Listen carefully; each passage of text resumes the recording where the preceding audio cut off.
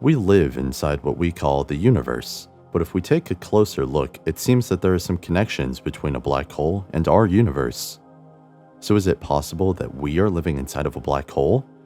This turns out to be a good question to answer because there are so many people that, in approaching cosmology and astrophysics for the first time, found themselves with plenty of questions about the universe that we live in.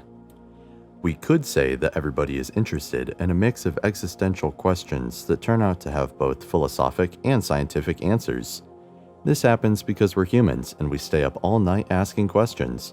One could drive himself nuts asking questions like that. But don't worry, we're here for you, trying to help you at least. Have the universe and a black hole have anything in common? They seem so different, but are they?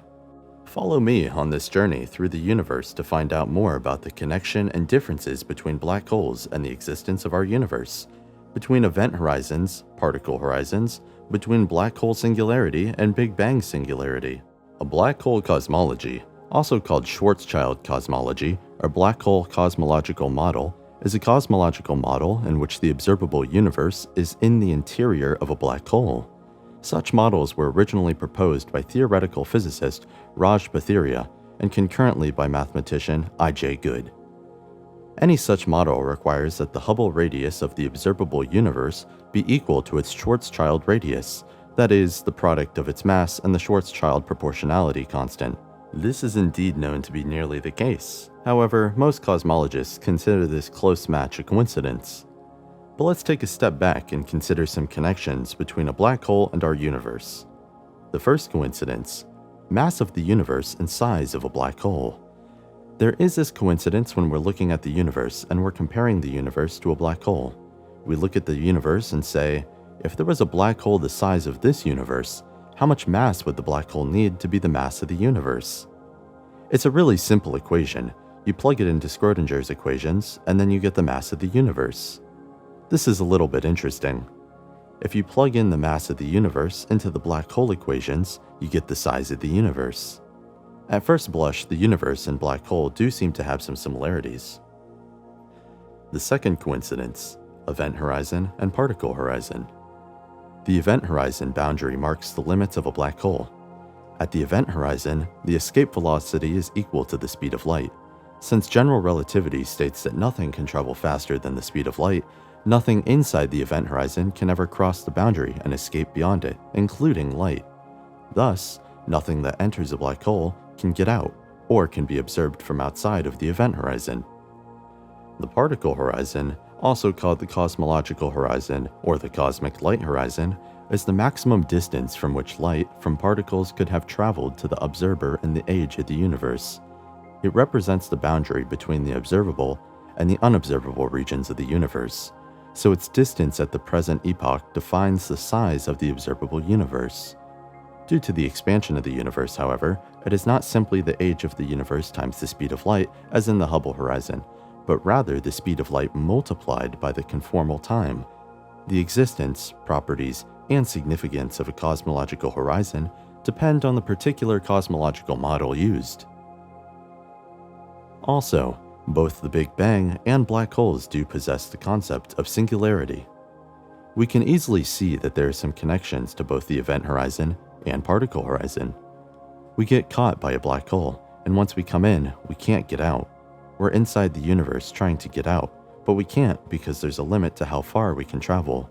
But is this enough to conclude that we're living inside a black hole? Of course not. Let's go on and try to have a discussion on differences between a black hole and a universe. The first difference being, the black hole singularity is actually different from the Big Bang singularity. In the center of a black hole is a gravitational singularity, a one-dimensional point which contains a huge mass in an infinitely small space, where density and gravity become infinite and space-time curves infinitely, and where the laws of physics as we know them cease to operate. As the eminent American physicist Kip Thorne described it, it is the point where all laws of physics break down. Current theory suggests that as an object falls into a black hole and approaches the singularity at the center, it'll become stretched out, or spaghettified, due to the increasing differential and gravitational attraction on different parts of it, before presumably losing dimensionality completely and disappearing, irreversibly into singularity. An observer watching from a safe distance outside, though, would have a different view of the event. According to the relativity theory, they would see the object moving slower and slower as it approaches the black hole, until it comes to a complete halt at the event horizon, never actually falling into the black hole. Instead, the Big Bang singularity, or the initial singularity, is one that predicts by some models of the Big Bang theory to have existed before the Big Bang, and thought to have contained all the energy and spacetime of the universe. The instant immediately following the initial singularity is part of the Planck epoch, the earliest period of time in the history of the universe. Black hole singularity is just a piece of spacetime embedded inside of a larger universe. While the Big Bang singularity is the whole universe, it's where it all started. The second difference: when it comes to the event horizon, we can say that a black hole's event horizon, it's like a bubble, embedded against a larger universe, and once you get in, you can't go out.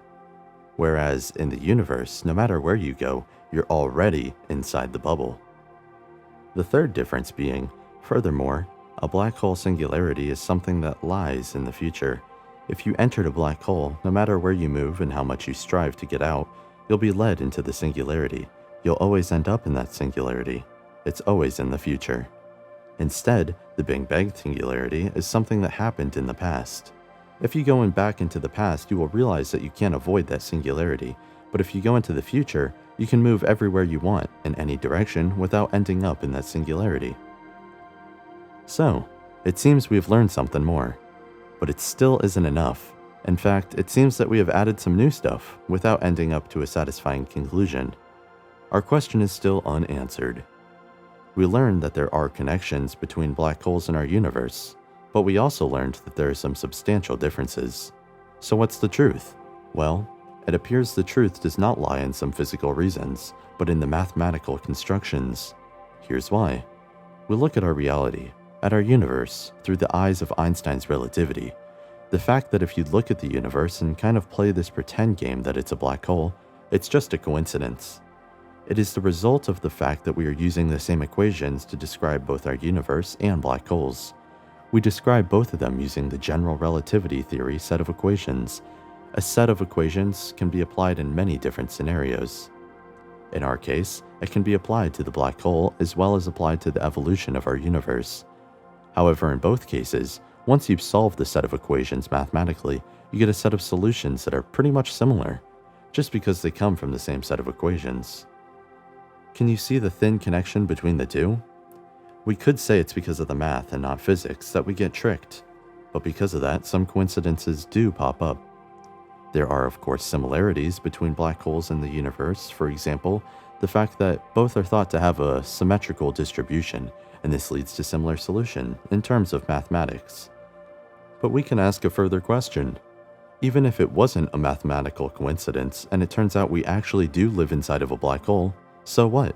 Nothing would change. The equations that describe our evolution of the universe would be the same.